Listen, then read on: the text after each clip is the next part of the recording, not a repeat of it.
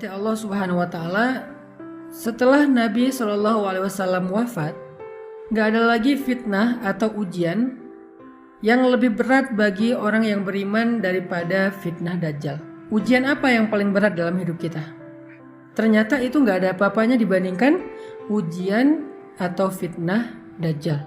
Sehingga Nabi gak mengkhawatirkan keadaan kaum muslimin di akhir zaman seperti beliau mengkhawatirkan keadaan mereka karena fitnah Dajjal. Ada banyak ujian kan dalam hidup kita. Ada ujian harta, ada ujian hawa nafsu, ada ujian kekuasaan, ada ujian musibah, ada ujian hubungan laki-laki dengan perempuan, ada ujian keluarga, ada ujian pribadi, ada ujian sakit, dan segala macam bentuk fitnah atau ujian. Semua itu gak ada yang membuat Nabi lebih khawatir terhadap orang yang beriman di akhir zaman seperti Nabi khawatir terhadap ujian Dajjal kepada orang yang beriman. Kenapa ujian atau fitnah Dajjal ini adalah fitnah yang paling berat yang ada di akhir zaman? Saking beratnya fitnah Dajjal, Nabi mengajarkan kepada kita doa yang dibaca setiap kali kita sholat, yaitu pada saat tahiyat terakhir sebelum kita salam. Apa doanya? Allahumma inni a'udzubika min azabil qabr wa min azabin finnar wa min fitnatil mahya wal mamat wa min syarri fitnatil masihid dajjal. Ya Allah, aku berlindung kepadamu dari fitnah azab neraka jahanam, dari fitnah azab kubur. Kemudian dari apa lagi? Dari fitnah kehidupan dan kematian. Dan yang terakhir Nabi mengatakan wa min syarri fitnatil masihid dajjal, dan dari buruknya fitnah Dajjal al-Masih. Jadi dalam Islam itu al-Masih ada dua, Isa al-Masih dan Dajjal al-Masih. Cuman keduanya memiliki makna yang berbeda. Al-Masih itu artinya yang berjalan di muka bumi dengan membawa sesuatu. Kalau Isa al-Masih berjalan di muka bumi dengan membawa kasih sayang dan perdamaian.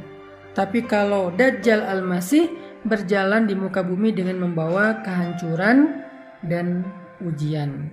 Ketika Nabi meminta perlindungan dari fitnah Dajjal, Nabi menggunakan kalimat dari buruknya fitnah Dajjal. Neraka aja gak disebut kayak gitu. Neraka hanya disebut azab neraka, azab kubur, fitnah kehidupan dan kematian. Tapi giliran Dajjal, Nabi menyebutnya dengan istilah syarri fitnatil masihid dajjal. Buruknya ujian, musibah, godaan, fitnah dari Dajjal. Ini menunjukkan bahwa Nabi itu khawatir banget terhadap keadaan umatnya di akhir zaman, khususnya mengkhawatirkan keadaan kita apabila menghadapi fitnah-fitnah Dajjal. Apalagi yang lain yang diajarkan Nabi agar kita selamat dari fitnah Dajjal, agar kita selamat dari kejahatan-kejahatan yang muncul dari Dajjal. Salah satunya adalah Nabi mengajarkan kita tentang menghafal dan membaca surat Al-Kahfi. Amalan ini, kata Nabi, usima minad Dajjal, akan melindungi seseorang dari Dajjal. Pada saat Dajjal itu muncul, hampir gak ada orang yang bisa melindungi diri. Susah banget mencari perlindungan pada saat Dajjal muncul. Kata para ulama, inti dari fitnah Dajjal itu adalah tipu daya.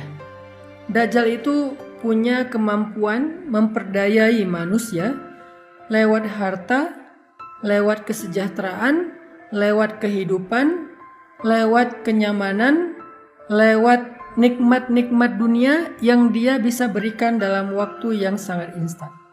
Itulah fitnah Dajjal. Sehingga ketika Dajjal muncul, maka orang-orang yang dalam keadaan kehausan setelah 1 tahun gak turun hujan, orang-orang yang dalam keadaan kelaparan, orang-orang yang dalam keadaan kemarau panjang, orang-orang yang dalam keadaan banyak penyakit, banyak wabah seperti sekarang, orang yang gak punya pekerjaan, gak punya penghasilan, gak punya pendapatan, gak punya makanan di rumahnya, berbondong-bondong akan datang kepada Dajjal untuk mendapatkan makanan gratis, untuk mendapatkan harta, untuk mendapatkan pekerjaan, untuk mendapatkan kebaikan-kebaikan yang mereka butuhkan. Tapi dengan syarat mereka harus kufur kepada Allah dan beriman kepada Dajjal. Itulah fitnah yang paling berat. Dan sedikit sekali orang yang mampu menghadapi fitnah ini. Dia membeli kekufuran mereka. Dia membeli iman mereka. Dia membeli keyakinan mereka untuk menjadi pengikutnya dan meninggalkan jalan Allah Subhanahu wa taala. Dan siapa yang menjadi pengikut Dajjal, maka dia kekal di dalam api neraka selama-lamanya. Na'udzubillahi min dzalik. Teman-teman bisa kita lihatlah dalam kehidupan sekarang. Bukankah kita sering merasa hampir putus asa dengan pekerjaan kita? Ini belum keluar Dajjal. Ini masih kayak ujian-ujian kecil menjelang datangnya Dajjal. Ada ujian harta. Banyak dari kita yang hampir berputus asa dengan rezeki yang halal, sehingga kita menghalalkan segala cara. Banyak di antara kaum muslimin yang udah gak peduli lagi hal dan haram, yang dia pedulikan yang penting saya bisa makan. Itu belum keluar Dajjal. Karena ketika Dajjal keluar, kondisi manusia itu dalam keadaan yang sangat-sangat sulit. Sehingga dengan kesulitan yang luar biasa berat itu, banyak orang yang akan berputus asa dan gak peduli lagi soal imannya. Gak peduli lagi soal keyakinannya. Gak peduli lagi soal akidahnya. Dia malah berburuk sangka kepada Allah. Sehingga tugas kita adalah melindungi diri kita dan keluarga kita. Kita baca Al-Kahfi, lalu kita ajarkan itu kepada keturunan kita, anak-anak kita dan keluarga kita. Membaca Al-Kahfi 10 ayat terakhir, atau menghafal Al-Kahfi 10 ayat pertama, dan kita hafalkan kepada anak-anak kita agar semua kita terlindungi dari fitnah Dajjal. Yang kedua, keutamaan dari surat Al-Kahfi akan diberikan cahaya nanti di padang mahsyar. Dari Abu Sa'id Al-Khudri bahwa Rasulullah SAW bersabda, "Sungguh siapa yang membaca surat Al-Kahfi di hari Jumat, maka baginya cahaya yang terang antara 2 Jumat." Hadis riwayat Al-Hakim.